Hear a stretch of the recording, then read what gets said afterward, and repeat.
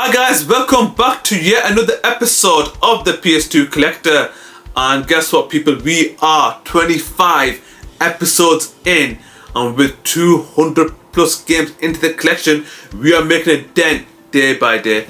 And just before I begin the episode, I'm just gonna say I've got a lot of questions from fans on social media about the reason why I've taken up the ridiculous challenge to collect every single PS2 game worldwide.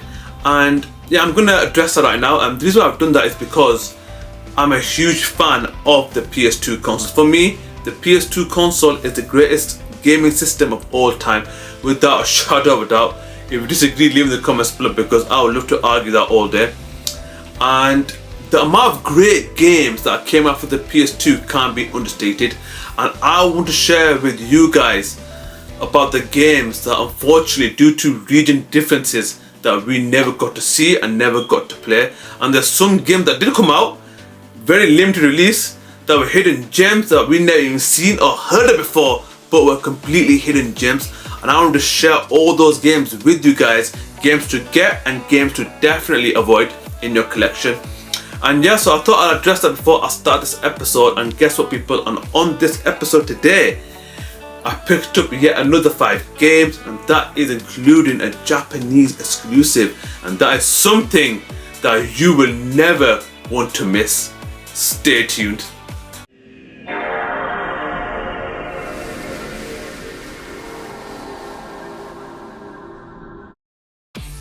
Alright guys, so let's get started. The first game of this video, game number 206, and that is Seek and Destroy. And the first thing that caught my eye was the front cover. Look at the artwork on this front cover. Brilliant, absolutely brilliant, brilliant art design. But like I said, you should never judge a book by its cover, and unfortunately on this case, the cover is nothing compared to the game. The game, for me personally, looking back, I know it's been 23 years, I know I have to take that into context, but the game looks very childish.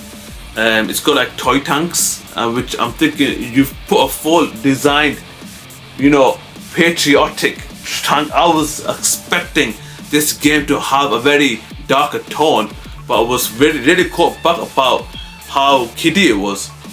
And the soundtrack is not bad. I like the soundtrack. That's a positive right there. But if you do enjoy games with quick fun, I would definitely recommend it. For only £1, you can't go wrong with that. And yeah, that's game number 206, Seek and Destroy. Not for everyone, that's my opinion. The next game, game number 207 for £2.50. It's a street basketball game. I've never heard of it. It's called And One Street Ball. So whilst doing my research, And One is a very popular clothing brand in America. And they were so popular in fact that the NBA banned any footwear by And One in the NBA, possibly because of jealousy, but I think it was due to the huge contracts from Nike, Under Armour and Adidas that And One got completely swiped out of the way. But as a game, this game should have only been released in North America, because I don't know who these guys are in the front cover. And if I don't know who these guys are, and I'm an NBA fan and I support the San Antonio Spurs, I don't watch street basketball, and majority people in Europe don't watch street basketball, which begs to differ. Why on earth was this game released in Europe in the first place? It didn't sell well, it didn't sell well. And for £2.50, I won't recommend this game. It's not a good game compared to its counterpart, NBA Street, which is night and day a better game, because it had a bigger budget, it had licensed characters, licensed teams, and One was never going to hold a candle to that. But however, if you do enjoy basketball and if you do enjoy street basketball, this game is for you. But for me, not my cup of tea. And that's game number 207, And One Street Ball. The next game, game number 208, and this game, my friends, caught me by surprise because it reminds me of Power Stone, and that is Shrek Super Slam. Now, when I first saw it, I thought, yeah, it might be a budget title game, I'll give it a go. It got me by surprise because this is a carbon copy of Power Stone. Not on that level though, Power Stone's on a different league. compared to Shrek Superstar. And what left this game down, however, it is quite slow. The animations are quite poor, and you can tell they weren't given a big budget, let's just say, and they're just using a license to sell the game. Is it a terrible game? No, it's a good game and you can have a bit of fun. But if you look past the clunkiness and look past the animations, loads of fun to be had. It is hell. Sometimes the characters are hilarious in this game, and that, my friends, for £2.50 for a decent Power Stone clone, give it a go. You won't be disappointed. But yeah, £2.50, game number 28, Shrek Super Slam. Guys, on to the next game. So this is another movie time game, game number 209, and that is Pixar's The Incredibles. So the year 2004, and a very successful movie came out. The Incredibles did really well and captured the imagination. And what about the game? How did the game fare? And I've got to say, the game was a commercial success as well, made due to the movie. So this game is an action adventure beat 'em up, and I've got to say the levels are very well designed. I like the power-ups, and as well as they used the actors from the voice actors from the movie in the game, which gave it that a very authentic feeling. So you can tell THQ, which is one of my favorite developers, and THQ were on fire at the time with the SmackDown games and as well as others. So yeah, so The Incredibles is a really good game. I really enjoyed it. I've not played this game for nearly 20 plus years, but as far as I remember, I had a huge blast playing this game. And this game, what do you call it? It got a very mediocre review, which is, I think, very unfair. Very unfair. I was very disappointed when I saw the reviews online, because I don't think that the developers, I think at the time, they were judging it and did not actually play the game to its fullest potential.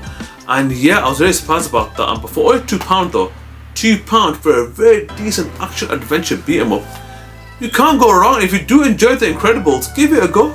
Really good game. Alright guys, so on to the final game of this video. Game number 210, and that is a Japanese limited edition visual novel called Futakoi. So with games, especially visual novels that were released in Japan, loads of them got their own limited edition games, and the only thing about this is you can't get it anywhere else. You can't get it in North America, you can't get it in PAL regions, but in Japan there were so many visual novels released, it is ridiculous. So one thing I like about Japanese visual novels is that you get some random stuff. So let's see what we get this time. So we get the sleeve. So once you get the sleeve, you get like a tin cover. You get a tin cover, so let's open the tin. So what we get in the tin is, second, game out. Whoa, hang on. Game stuck up in there, come on. Yeah, so what you get is the base game. So what's in the game? So in the game you get the music CD, and you get the full game. So that's that, and what you get with it, it's not that much to be fair, and you get stamps. So these are the stamps that you get for each character that's in the game, which is not bad, but I'm thinking, was the tin necessary in this occasion? I don't think so. It wasn't necessary to put a tin and part of the package to make it more heavier. But yeah, not that much. I'm quite surprised, because when you open a tin you expect a lot, but it is what it is. And that, my friends, is game number 210, Japanese limited edition Futakoi. Another great game. So yeah guys, so that's the final game of this video. If you want to see more content like this, please subscribe. If you want to know when my channel goes online, click on the bell notification below. Anyways guys, until next time, and don't forget to subscribe. Take care guys.